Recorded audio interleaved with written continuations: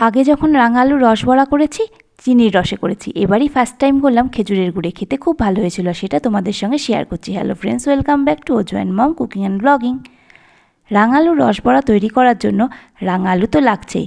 এখানে আমি বেশ কয়েকটা রাঙা আলু ভালো করে ধুয়ে নিয়েছি। এবার প্রেশার কুকারের মধ্যে 1 বড় কাপ জল দিয়ে এর মধ্যে রাঙা আলুগুলো দিয়ে দিচ্ছি। রাঙা আলুগুলো আমি সেদ্ধ করে নেব। গোটা 5 সিটি পড়ার পরে আমি গ্যাসটা অফ করে দিয়েছি, আর একটু ঠান্ডা হলে আমি রাঙা আলুগুলোকে তুলে নিচ্ছি। রাঙা আলুগুলোকে আমি একটা বড় পাত্রে নিয়ে নিচ্ছি, যাতে খোসা ছাড়াতে আমার সুবিধা হয়। কুকার থেকে সিটি বেরিয়ে গেলেও রাঙা আলুগুলো কিন্তু এখনও প্রচণ্ড গরম, সেই জন্য একটু সাবধানে আমি সমস্ত রাঙা আলুর খোসাগুলোকে ছাড়িয়ে নেব। এই দেখো, আমি সমস্ত রাঙা আলুর খোসাগুলোকে ছাড়িয়ে নিয়েছি। এবার কি করব, একটা বড় হাতার সাহায্যে একটু চেপে চেপে রাঙা আলুগুলোকে স্ম্যাশ করে নেব। আস্ত রাঙা আলু একটু ঠান্ডাতে সময় লাগে, স্ম্যাশ করে দিলে তাড়াতাড়ি ঠান্ডা হয়। যখন ঠান্ডা হয়ে যাবে তখন আমি মেশাবো এর মধ্যে আটা। আমি এখানে 3/2 ভাগ আটা নিয়ে নিয়েছি একটা মেজারমেন্ট কাপের। এবার অল্প অল্প করে এর মধ্যে আমি আটা দিয়ে একটু মেখে নেব, যাতে রাঙালুগুলো বড়া তৈরি করার সময় ভেঙে না যায়। বাইন্ডিং এজেন্ট হিসাবে এখানে কিন্তু আটাটা কাজ করবে। আমার এখানে যতটা প্রয়োজন ততটা আমি আটা নিয়ে নিচ্ছি। বেশ মোলায়েম করে মেখে নিয়েছি, যাতে ভিতরে রাঙালুর গাঁট না থাকে। এবার রস তৈরি করছি। আমি একটা বড় গামলার মধ্যে বা সসপ্যানের মধ্যে জল নিয়ে নিচ্ছি। প্রায় 750 ml জল আমি এখানে নিচ্ছি, আর এর মধ্যে দিয়ে দিচ্ছি 2টো তেজপাতা। এখানে আমি নিয়ে নিচ্ছি খেজুরের গুড়। খেজুরের গুড়টা আমি কিন্তু পাটালি নিয়ে নিই, আবার একেবারেই যে ঝোলা বা তেল গুড় সেটাও নয়। এখানে যখন জলটা ফুটে উঠবে তখন আমি এর মধ্যে কিন্তু গুড়টা দিয়ে দেবো। গুড়টা আমি ততটাই দেবো যতটা আমার মিষ্টিটা লাগবে। দেখো, মিষ্টিটা কিন্তু যে যার পছন্দ অনুযায়ী খায়। কেউ একটু বেশি মিষ্টি পছন্দ করে, কেউ একটু কম মিষ্টি পছন্দ করে। এবার গুড়টা আমি জলের মধ্যে গুলে দেব।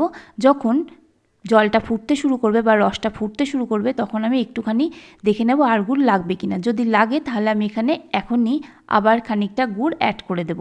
এইভাবে কিন্তু ভালো করে চেখে নিয়ে রসটা তৈরি করে নিতে হবে তোমাদের পছন্দ মতো। এখানে আমি আমার পছন্দ মতো রসটা তৈরি করে নিলাম। গুড়টা রসে গোলার পরে যখন রসটা বেশ ফুটে উঠবে আর দুপাশে ফেনা ফেনা হবে, তখন আমি কিন্তু এই রসটা নামিয়ে নেব। কোনো তার কিন্তু এখানে তৈরি করতে হবে না, এই পাতলা রসই আমাদের লাগবে। এবার রসটা সরিয়ে রেখে গ্যাসের ফ্লেমের ওপরে আমি কড়াই বসিয়ে দিলাম। কড়াইটা গরম হলে এখান মধ্যে আমি সাদা তেল নিয়ে নিচ্ছি। সাদা তেলটা গরম হয়েছে কিনা দেখার জন্য একটু সামান্য মিশ্রণ থেকে কেটে দিলাম। সুন্দরভাবে ভাজা হয়ে গেছে, মানে বড়া ভাজার জন্য তেলটা রেডি। এবার ছোট ছোট বড়া আমি এর মধ্যে দিয়ে ভেজে নেব, মানে মিশ্রণ থেকে ছোট ছোট বড়ার আকারে কেটে তেলের মধ্যে আমি ভেজে নেব। এখানে কিন্তু একদম গোল গোল দেওয়ার কোনো দরকার নেই, যেভাবেই দাও না কেন সেটা রসে পড়লে খেতে খুব ভালো হবে। আমি এই বড়াগুলোর একটা সাইড 30 সেকেন্ড মতো ভেজে নিয়ে উল্টে দিয়ে সেই পিঠটাও 30 সেকেন্ড মতো ভেজে নেব।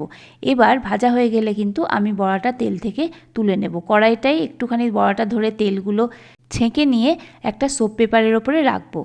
এই দেখো, আমার কিন্তু এখানে সমস্ত বড়াগুলো তোলা হয়ে গিয়েছে ফার্স্ট ব্যাচে। এবার হাতটা আর একবার একটুখানি জল দিয়ে নিতে হবে, সেটা তোমাদের বলতে ভুলে গেছিলাম, তাহলে বড়াগুলো তেলে ছাড়তে সুবিধা হবে। আমি আর এক ব্যাচ কিন্তু ভাজার জন্য ছেড়ে দিলাম। এখানে আবার একই প্রসিডিওর, একটা সাইড 30 সেকেন্ড ভাজা হওয়ার পরে উল্টে আর একটা সাইডেও 30 সেকেন্ড মতো ভেজে নিতে হবে। ভাজা হয়ে গেলে তুলে নিতে হবে। যতক্ষণ অবধি দ্বিতীয় সাইড ভাজা হচ্ছে আমি এখানে গরম রসের মধ্যে বড়াগুলোকে দিয়ে দিচ্ছি। এই দেখো, আগে যে ব্যাচের বড়াগুলো আমি ভেজেছিলাম সেগুলো আমি এর মধ্যে দিয়ে দিলাম। এবার এদিকে বড়াগুলো আমার আর এক ব্যাচের ভাজা হয়ে গিয়েছে, সেগুলো কিন্তু আমি তুলে নিচ্ছি।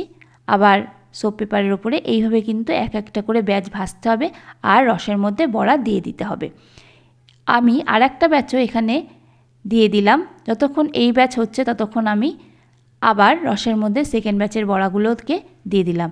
এইভাবে কিন্তু আমি সমস্ত বড়াগুলোকে রেডি করব আর রসের মধ্যে ডুবিয়ে দেব। এখানে আমার আর একটা ব্যাচের বড়াও রেডি হয়ে গেছে।